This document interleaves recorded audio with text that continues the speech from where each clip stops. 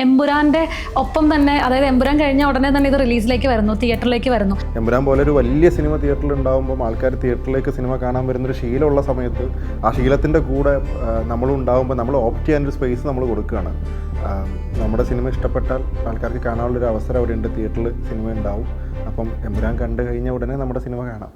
നേരത്തെ സഹിച്ചേട്ടൻ പറഞ്ഞ പോലെ സഹിച്ചേട്ടൻ പറഞ്ഞിട്ട് സഹിച്ചേട്ടൻ്റെ ഒരു ചോദ്യത്തിൽ നിന്നുണ്ടായ സിനിമയാണത്. നമുക്ക് ഒരുമിച്ചൊരു സിനിമ ചെയ്താലോ എന്നുള്ള ചോദ്യത്തിൽ നിന്ന് അങ്ങനെ നമ്മൾ സൈജു കുറുപ്പ് എന്ന് പറയുന്ന ആക്ടറെ ഒരു പുതിയ രീതിയിൽ പ്രസൻറ്റ് ചെയ്യണം. എനിക്കൊരു സൈജു കുറുപ്പ് 2.0.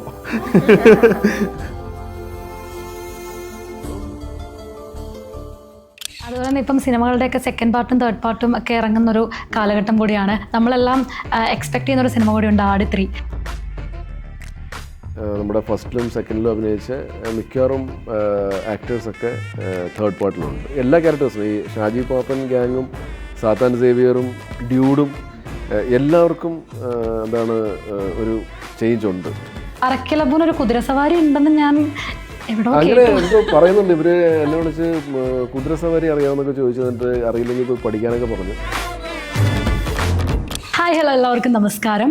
ഇന്ന് അഭിലാഷം സിനിമയുടെ വിശേഷങ്ങളുമായി എന്നോടൊപ്പമുള്ളത് തൻവീറാം, Shamsu Saiba and Saiju Kurup. Welcome. Thank you. ആദ്യം തന്നെ സിനിമയെ പറ്റി പറഞ്ഞു തുടങ്ങുന്നതിന് മുന്നേ എനിക്ക് പറയാനുള്ളത് ആ പാട്ടാണ്. തട്ടത്തിലെന്ന് തുടങ്ങിയൊരു പാട്ട് ഇപ്പോൾ യൂട്യൂബിൽ ട്രെൻഡാണ്. എനിക്ക് തോന്നുന്നു ഭയങ്കര ഒരു നൊസ്റ്റാൾജിക് ഫീലായിരുന്നു ആ പാട്ട് കേട്ടപ്പോൾ എനിക്ക് പേഴ്സണലി ഫീൽ ചെയ്തത്. ഞാൻ എത്ര തവണ അത് റിപ്പീറ്റ് അടിച്ച് കേട്ടു എന്ന് പോലും എനിക്ക് ഓർമ്മയില്ല, കാരണം അത്രയും ഞാനത് കേട്ടു. എനിക്ക് കമൻറ്റ് ബോക്സിലാണെങ്കിൽ ഒരുപാട് പേര് കമൻറ്റ് ചെയ്തിരുന്നു. ശരിക്കും ഈ സിനിമയും ഇതുപോലെ നൊസ്റ്റാൾജിക് ആണോ? ഭയങ്കര രസമുള്ള, അതായത് നിങ്ങൾക്ക് പാട്ട് ഇഷ്ടപ്പെട്ട പോലെ തന്നെ ചിലപ്പോൾ അതിനേക്കാളും മേളിൽ ചിലപ്പോൾ സിനിമ ഇഷ്ടപ്പെടുമായിരിക്കും. അതാണ് ഞങ്ങൾക്ക് തോന്നുന്നത്. ഈ പാട്ടിൽ നിങ്ങൾക്ക് എന്തൊക്കെയാണ് തോന്നിയത്? ഒരു ഭയങ്കര സൂതിങ് ആയിട്ട് ഫീൽ ചെയ്തില്ലേ? ഭയങ്കര മനസ്സമാധാനം, ഭയങ്കര മധുരിച്ച പോലെ ഫീൽ ചെയ്തില്ലേ? പഴയ സ്കൂളിലേക്കൊക്കെ ചെന്നു. അപ്പം ഇതെല്ലാം ഉള്ളൊരു സിനിമയാണ്. പാട്ടിലുള്ള പോലത്തെ വിഷ്വൽസ് ആണ് ബാക്കി നമ്മുടെ സീൻസിലൊക്കെ. ഇപ്പം ട്രെയിലറും കണ്ടായിരുന്നു. ട്രെയിലറിലൊക്കെ നിങ്ങൾക്ക് കണ്ടപ്പോൾ മനസ്സിലായില്ല. അപ്പം പിന്നെ നല്ലൊരു സ്ക്രിപ്റ്റാണ്. ഒരു നല്ല സ്ക്രിപ്റ്റ് ഉണ്ടെങ്കിലേ ബാക്കി പിന്നെ പണിതിട്ട് കാര്യമുള്ളൂ. അപ്പം ബേസിക്കലി ഒരു നല്ല സ്ക്രിപ്റ്റാണ്. അത് കഴിഞ്ഞിട്ട് നല്ലപോലെ മേക്ക് ചെയ്തിട്ടുണ്ട്, നല്ല വിഷ്വൽസ് ആണ്. അത് കൂടാണ്ട് 4-5 പാട്ടുകളുണ്ട്. അത് ഒരു പാട്ടാണ് നമ്മളിപ്പം ഫുള്ളായിട്ട് പുറത്ത് വിട്ടിരിക്കുന്നത്. ബാക്കിയുള്ള 4 പാട്ടും പാർ അല്ലെങ്കിൽ അതിനേക്കാളും മേളിലായിരിക്കും ബാക്കിയുള്ള പാട്ടുകൾ. അത്രയും രസമുള്ള പാട്ടാണ്. ശ്രീഹരിയാണ് മ്യൂസിക് കമ്പോസർ. എല്ലാം കൊണ്ടും ഞാൻ ഇവരുമായിട്ട് ഓൾറെഡി ജെസ്സി എന്ന് പറഞ്ഞൊരു പടം ചെയ്തായിരുന്നു. അപ്പം ഇവരുടെ ഒരു ടീം എഫേർട്ടും വർക്കും കണ്ടിട്ട് ഭയങ്കര ഇൻട്രസ്റ്റ് ആയി ഞാൻ. അപ്പോൾ നമുക്ക് അടുത്തൊരു പടം കൂടെ ചെയ്താലോ എന്ന് ചോദിച്ച് അങ്ങനെയാണ് ഈ അഭിലാഷം എന്ന് പറഞ്ഞ പടത്തിലേക്ക് എത്തുന്നത്. ഷംസുഖ, അതായത് ഈ സിനിമയുടെ പ്രൊമോഷന് വേണ്ടിയിട്ട് ക്യാമ്പസിലൊക്കെ പോയ സമയത്ത് ഷംസുഖ പറഞ്ഞിരുന്നു എമ്പുരാന്റെ ഒപ്പം തന്നെ, അതായത് എമ്പുരാൻ കഴിഞ്ഞ ഉടനെ തന്നെ ഇത് റിലീസിലേക്ക് വരുന്നു, തിയേറ്ററിലേക്ക് വരുന്നു. അപ്പം ഇതിന്റെ ട്രെയിലർ വന്ന സമയത്ത് നമുക്കൊക്കെ ഒരു പ്രോമിസിങ് ആണ്, കാരണം ഭയങ്കര ഫീൽ ഗുഡ്, ഭയങ്കര ഇമോഷനൊക്കെ. അപ്പം എമ്പുരാൻ അതിന്റെ ഒപ്പം തന്നെ റിലീസ് ചെയ്യുന്നു, ആ ഒരു തീരുമാനം അല്ലെങ്കിൽ അത് ഓർത്തിരുന്നോ? അങ്ങനെ ടെൻഷൻ എന്തെങ്കിലും? അങ്ങനെ സംഭവിച്ചതാണ്. നമ്മളിങ്ങനെ ഒരു ഈദ് റിലീസ് എന്നുള്ള പ്ലാനിൽ അങ്ങനെ ഷൂട്ട് ചെയ്ത് തുടങ്ങിയ സിനിമയൊന്നുമല്ല.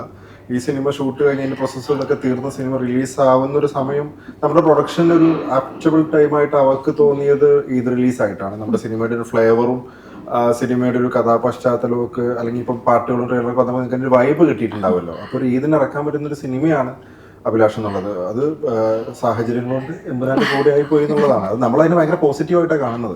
എമ്പുരാൻ പോലെ ഒരു വലിയ സിനിമ തിയേറ്ററിൽ ഉണ്ടാകുമ്പോൾ ആൾക്കാർ തിയേറ്ററിലേക്ക് സിനിമ കാണാൻ വരുന്നൊരു ശീലമുള്ള സമയത്ത് ആ ശീലത്തിൻ്റെ കൂടെ നമ്മളും ഉണ്ടാകുമ്പോൾ നമ്മൾ ഓപ്റ്റ് ചെയ്യാനൊരു സ്പേസ് നമ്മൾ കൊടുക്കുകയാണ്. നമ്മുടെ സിനിമ ഇഷ്ടപ്പെട്ടാൽ ആൾക്കാർക്ക് കാണാനുള്ളൊരു അവസരം അവിടെ ഉണ്ട്, തിയേറ്ററിൽ സിനിമ ഉണ്ടാവും. അപ്പം എമ്പുരാൻ കണ്ടു കഴിഞ്ഞ ഉടനെ നമ്മുടെ സിനിമ കാണാം. എനിക്ക് ചോദിക്കാൻ, എനിക്ക് ഈ ട്രെയിലർ കണ്ടപ്പോഴും ഈ പാട്ടൊക്കെ കേട്ട സമയത്തില്ല എനിക്കൊരു വൈബ് അടിച്ചു. എന്താണെന്നോ, പഴയ ക്ലാസ്മേറ്റ്സിലെ മുരളിയുടെയും റസിയയുടെയും ഒരു വൈബ്. അപ്പോൾ ശരിക്കും പറഞ്ഞു ഈ കാസ്റ്റിംഗ്, കാരണം ഇവർ രണ്ടുപേരും പാട്ടിലൂടെ വന്നപ്പോഴും ട്രെയിലറിലൂടെ വന്നപ്പോഴും ഒക്കെ നമുക്ക് ഭയങ്കര ഒരു ഫീൽ ഗുഡ്, അല്ലെങ്കിൽ ഭയങ്കര ഒരു ആ ഒരു ഫീലായിരുന്നു. അപ്പോൾ ശരിക്കും പറഞ്ഞാൽ എങ്ങനെയായിരുന്നു ഈ കാസ്റ്റിങ്ങിലേക്ക് വന്നത്? സൈജു ചേട്ടനെയും നേരത്തെ സഹിച്ചേട്ടൻ പറഞ്ഞ പോലെ സഹിച്ചേട്ടൻ പറഞ്ഞിട്ട് സഹിച്ചേട്ടൻ്റെ ഒരു ചോദ്യത്തിൽ നിന്നുണ്ടായ സിനിമയാണ്. നമുക്ക് ഒരുമിച്ചൊരു സിനിമ ചെയ്താലോ എന്നുള്ള ചോദ്യത്തിൽ നിന്ന് അങ്ങനെ നമ്മൾ സൈജു കുറുപ്പ് എന്ന് പറയുന്ന ആക്ടറെ ഒരു പുതിയ രീതിയിൽ പ്രസന്റ് ചെയ്യണം. എനിക്കൊരു സൈജു കുറുപ്പ് 2.0. അല്ല, അഭിലാഷിനെ നമ്മൾ അങ്ങനെ ഡിസൈൻ ചെയ്തതാണ്.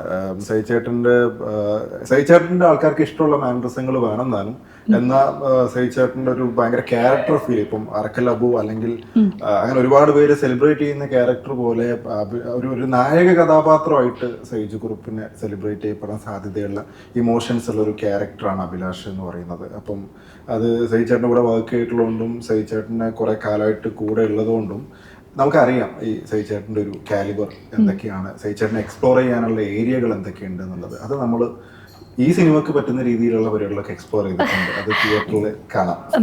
തൻവിയിലേക്ക് വരാണെങ്കിൽ ഇതിനകത്തൊരു മൊഞ്ചത്തി ആയിട്ട് തന്നെ, കാരണം എനിക്ക് തോന്നുന്നു ഫസ്റ്റ് ടൈം ആണെന്ന് തോന്നുന്നു ഒരു മുസ്ലിം ക്യാരക്ടറിലേക്ക് ത്രൂ ഔട്ട് വരുന്നത്.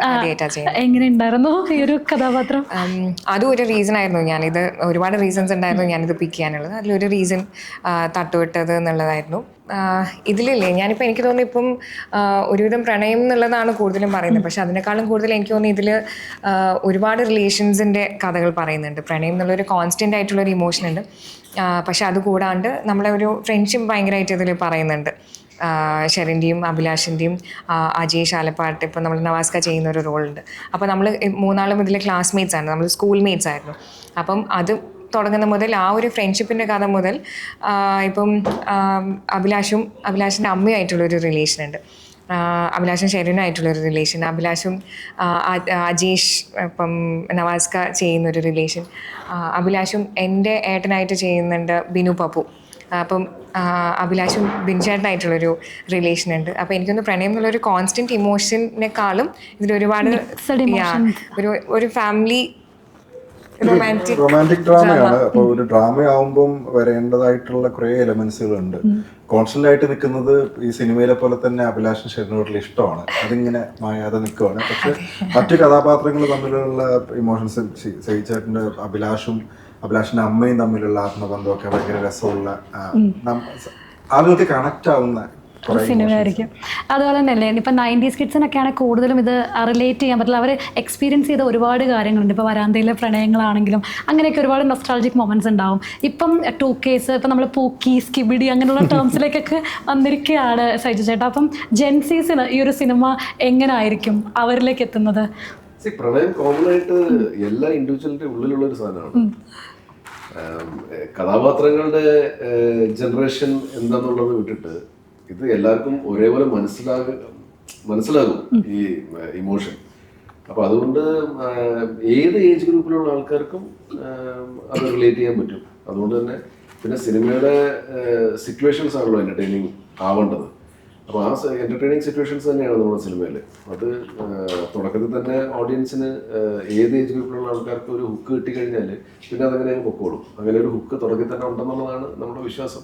ഇപ്പോഴാണെങ്കിലും 2Ksൻ്റെ കാര്യം പറയുകയാണെങ്കിൽ ഇപ്പം ലഹരിയുടെ കേസുകളാണെങ്കിലും അല്ലെങ്കിൽ ഒരുപാട് കൊലപാതകങ്ങളാണെങ്കിലും അങ്ങനെ ഒരുപാട് ഇഷ്യൂസ് ഇപ്പം കുട്ടികൾ തൊട്ടുള്ളവർ ഫേസ് ചെയ്യുന്നുണ്ട്. ഏറ്റവും കൂടുതൽ സൂയിസൈഡ് ഇപ്പം എന്ന് ന്യൂസ് തുറന്നാലും നമ്മൾ കാണുന്നതാണ്. അപ്പം 90s ഒരു കാലഘട്ടമുണ്ട്. കാരണം ഫോണില്ലാത്ത സമയം, അല്ലെങ്കിൽ കളിക്കാൻ പോകുന്ന, എങ്ങനെയായിരുന്നു നിങ്ങളുടെയൊക്കെ ഒരു പഴയ ചൈൽഡ്ഹുഡ് ചോദിക്കുകയാണ് എങ്ങനെയാണ് സജി ചേട്ടാ?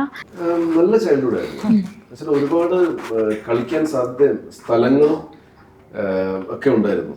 ഇപ്പം നമ്മൾ പലപ്പോഴും ഈ ഫ്ലാറ്റിലൊക്കെ താമസിക്കുമ്പോഴത്തേക്ക് ആ ഫ്ലാറ്റിൻ്റെ ഉള്ളിലുള്ള കളി, അല്ലെങ്കിൽ പിന്നെ അതിനായിട്ട് നമ്മളൊരു ടർഫിൽ പോകണം, അങ്ങനെയൊക്കെ ഉണ്ടല്ലോ.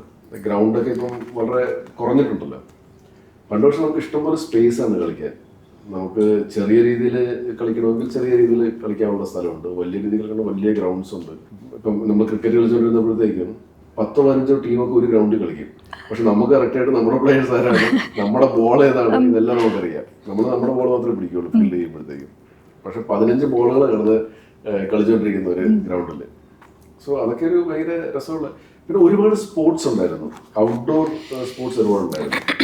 അതെല്ലാം ഫിസിക്കൽ ഫിറ്റ്നസ്സും കൂടെ ആയിരുന്നു. ആ സ്പോർട്സിലൊക്കെ എൻഗേജ് ആയാൽ, ഇപ്പം ഞാൻ പറയുകയാണെങ്കിൽ ഇപ്പോൾ ഒരു ചെസ് പോലത്തെ ഗെയിമോ അതൊന്നും അത്ര ഫിസിക്കൽ ആക്ടിവിറ്റി നടക്കുന്നില്ലല്ലോ നമുക്ക്.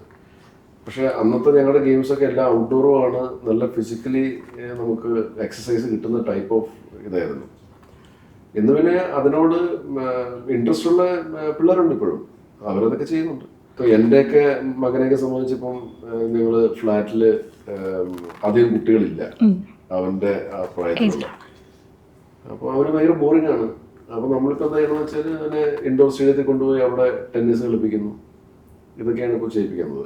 അതായത് നമ്മൾ നൊസ്റ്റാൾജിയനെ പറ്റിയാണ് സംസാരിച്ചത്. അപ്പം ഞാനൊരു വേർഡ് പറയാം. ആ വേർഡ് പറയുമ്പം നിങ്ങൾക്ക് എന്താണോ തോന്നുന്നത് ആ ഒരു കാര്യം ഷെയർ ചെയ്യാം. ആദ്യത്തെ വേർഡ് റേഡിയോ. ഷംസൊക്കെ എന്താണ് റേഡിയോ എന്ന് കേൾക്കുമ്പോൾ ഇപ്പോഴത്തെ ഒരുപാട് പേര് മിസ് ഞാൻ ചെയ്യുന്നത്? ക്രിക്കറ്റ് കമന്ററി, എനിക്ക് വീട്ടിൽ ടി വി ഇല്ലായിരുന്നു, അപ്പം ക്രിക്കറ്റ് കേട്ടിരുന്നത് റേഡിയോയിൽ ആയിരുന്നു. അതാണ് എനിക്ക് പെട്ടെന്ന് ഓർമ്മ വരുന്നത്. മഴ. ഞാനിപ്പോ റേഡിയോ ആലോചിച്ച് നിൽക്കാൻ, ഞാൻ റേഡിയോ പറയാം. റേഡിയോ എന്ന് കേട്ടപ്പോൾ എന്താണ് തോന്നിയത്? അല്ല, ഞാനതിലേക്ക് എൻ്റെ അച്ഛൻ മ്യൂസിക് ഷോപ്പ് നടത്തുന്നുണ്ട്.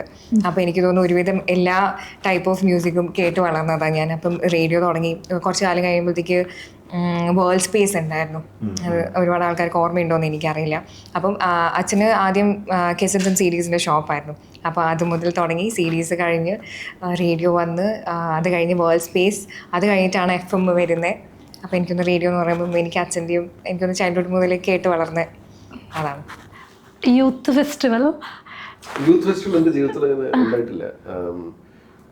ഞാൻ അങ്ങനെയുള്ള ഗ്യാതറിങ്സിൽ ഞാൻ ആ ദിവസം ഞാൻ കോളേജിൽ പോകാറില്ലായിരുന്നു. സ്കൂളിലൊക്കെ നടന്നിട്ടില്ല, കോളേജിലുള്ള ഗ്യാതറിങ്സിൽ ഞാൻ പോകാറില്ലായിരുന്നു. അതുകൊണ്ട് അതിൻ്റെ ഒരുപാട് നോസ്റ്റാൾജിയ ഒന്നും എനിക്കില്ല. യൂത്ത് ഫെസ്റ്റിവലിന്റെ ഒരു നൊസ്റ്റാൾജി ഉണ്ടോ? എനിക്ക് ഭയങ്കരമായിട്ട് എൻജോയ് ചെയ്യുന്ന ഒരു കാലഘട്ടമായിരുന്നു അത്. ഇപ്പോഴും അങ്ങോട്ടേക്ക് തിരിച്ചു പോകാൻ ഭയങ്കര ആഗ്രഹിക്കുന്നുണ്ട്. മീൻസ് നമ്മൾ സിനിമയിലൊക്കെ എത്താനൊക്കെ അത് ഭയങ്കര കാരണമായിട്ടുണ്ട്. നാടകങ്ങളും ഈ പറഞ്ഞ പോലെ ഇപ്പം നമ്മുടെ ട്രെയിലറിലൊക്കെ ഉള്ള കോൽക്കളിയൊക്കെ മലബാറിലെ ഭയങ്കര രസമുള്ള കലാരൂപങ്ങളാണ്. കോൽക്കളി, ഒപ്പന, വട്ടപ്പാട്ട്, നാടകം, മഹിമ, അങ്ങനെ സ്റ്റേജൊക്കെ കയറി നടന്നിട്ടുണ്ട്. മീൻസ് ഭയങ്കര രസമുള്ള കുറച്ച് ദിവസങ്ങളായിരുന്നു ഈ കലോത്സവ കാലഘട്ടം എന്ന് പറയുന്നത്. മഴ മഴ എനിക്ക് അമ്പിളിയാണ് ഓർമ്മ. ആ ഒരു സമയത്തൊക്കെ ഒരുപാട് മഴ എനിക്കിപ്പോൾ പെട്ടെന്ന് പറയുമ്പോഴത്തേക്ക് ഓർമ്മ വരുന്നത് ആ ഷൂട്ടാണ്. കട്ടപ്പനയിലായിരുന്നു, മഴയുണ്ടായിരുന്നു, ആരതിക്ക് പാട്ട്. മഴ എന്ന് പറഞ്ഞപ്പോൾ എനിക്ക് പെട്ടെന്ന് ഓർമ്മ വന്നത്. Lunch box. ലഞ്ച് ഞാൻ മഹാരാഷ്ട്രയിലായിരുന്നപ്പോൾ ലഞ്ച് ബോക്സ് എക്സ്ചേഞ്ച് ചെയ്യുന്ന ഒരു പരിപാടി ഉണ്ടായിരുന്നു. അപ്പോൾ ഞാൻ സൗത്ത് ഇന്ത്യനും എൻ്റെ അടുത്തിരുന്നത് അമിഷ് ശങ്കർ എന്ന് പറഞ്ഞ പഞ്ചാബിയാണ്. അപ്പോൾ ഇവൻ ബ്രെഡ് റോൾസ് കൊണ്ടുവരും. അവൻ ഇവന്റെ ബ്രെഡ് റോൾസ് ഞാനും കൊടുക്കും, എൻ്റെ ഇഡലി ഞാൻ അവനും കൊടുക്കും. അപ്പൊ അങ്ങനെ ഈ ബോക്സസ് എക്സ്ചേഞ്ച് ചെയ്യലൊരു പതിവായിരുന്നു. ലഞ്ച് ബോക്സിന് എന്തെങ്കിലും കഥയുണ്ടോ അല്ലെങ്കിൽ ഒരുമിച്ചുള്ള? ലഞ്ച് ബോക്സ് എൻ്റെ ഫേവറേറ്റ് സിനിമയാണ്. സൗഹൃദം എങ്ങനെയായിരുന്നു? സൗഹൃദം ഞാൻ റിലേഷൻസ് ഒരുപാട് നേർച്ചർ ചെയ്ത് കൊണ്ടു നടക്കുന്നതാണ്. അപ്പം ഇപ്പോഴും ഞാൻ പറഞ്ഞ പോലെ എൻ്റെ സ്കൂൾമേറ്റ്സ് ആണ്, എൻ്റെ LKG മുതൽ എൻ്റെ കൂടെ പഠിച്ച ഫ്രണ്ട്സാണ് ഇപ്പോഴും എനിക്ക് തോന്നുന്നു ഏറ്റവും ക്ലോസ് ഫ്രണ്ട്സ്. അങ്ങനെ സ്കൂളിൽ നിന്ന് ഞാൻ പിക്ക് ചെയ്തിട്ടുണ്ട്, കോളേജിൽ നിന്ന് പിക്ക് ചെയ്തിട്ടുണ്ട്. അപ്പം നല്ലോണം നോക്കുന്ന, ഭയങ്കരമായിട്ട് ഞാൻ വാല്യൂ ചെയ്യുന്ന, ഞാൻ റിലേഷൻസ് ഭയങ്കരമായിട്ട് വാല്യൂ ചെയ്യുന്നതാണ്. എനിക്ക് തോന്നുന്നു ഇപ്പം തൻവിയുടെ കാര്യത്തിൽ പാട്ടുകൾ, അതായത് ഇപ്പം ആരാധികയാണെങ്കിലും ഇപ്പോൾ ഏതൊരു സ്റ്റേജിൽ ചെന്നാലും അല്ലെങ്കിൽ എവിടെ ചെന്നാലും ആ പാട്ട് വെച്ചിട്ട് ആൾക്കാർ പറയുന്നു. ഇപ്പം ഇതിലാണെങ്കിലും തട്ടത്തിൽ എന്ന് പറഞ്ഞിട്ടൊരു പാട്ട്, അതും ഹിറ്റിലേക്ക് പോകുന്നു. പാട്ടുകൾ ഇങ്ങനെ സെലിബ്രേറ്റ് ചെയ്യുമ്പോൾ എന്താണ് തോന്നുന്നത്? അല്ലെങ്കിൽ ഭയങ്കര എനിക്കറിയാം തട്ടത്തിൽ ഹിറ്റാണ്. ഷൂട്ടിൽ വന്നപ്പോൾ തൊട്ട് തൻവി അത് ഷൂട്ടിൽ ആദ്യം കേട്ടത് ഞാൻ കോസ്റ്റ്യൂം ട്രയലിൽ പോയ സമയത്താണ് എനിക്ക് ആദ്യമായിട്ട് ഈ പാട്ട് കേൾപ്പിച്ചിരുന്നത്. അപ്പോഴും ഞാൻ പറയടാ അത് വർക്കാവും. ആക്ച്വലി കുട്ടിക്കാലം മാത്രമുള്ള പാട്ടായിരുന്നു.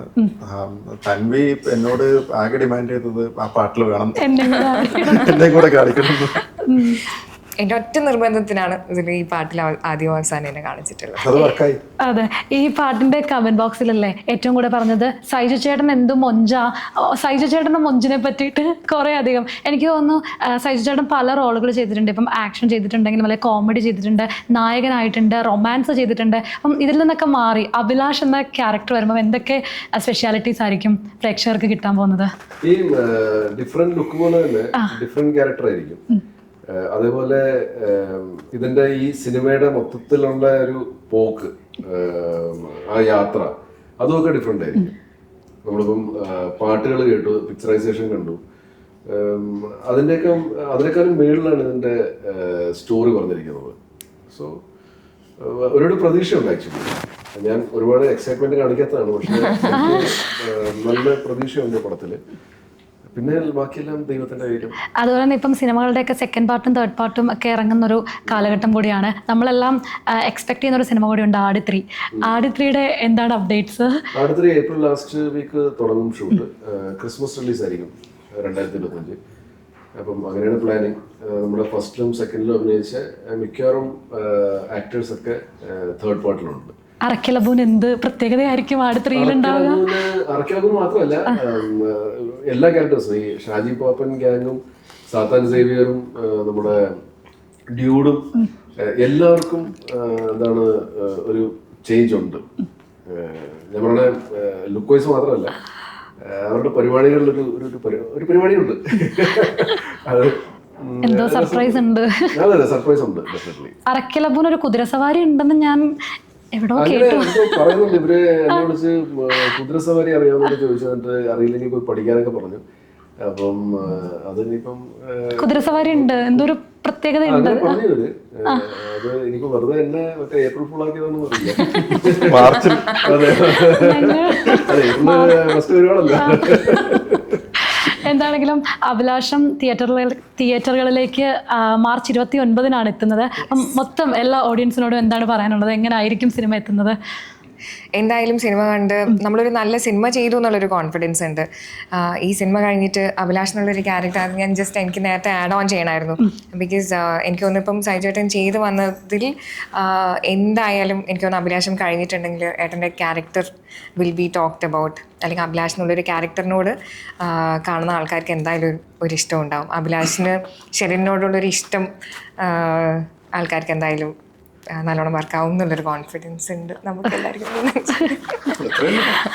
Thank you so much. Thank you. Thank you.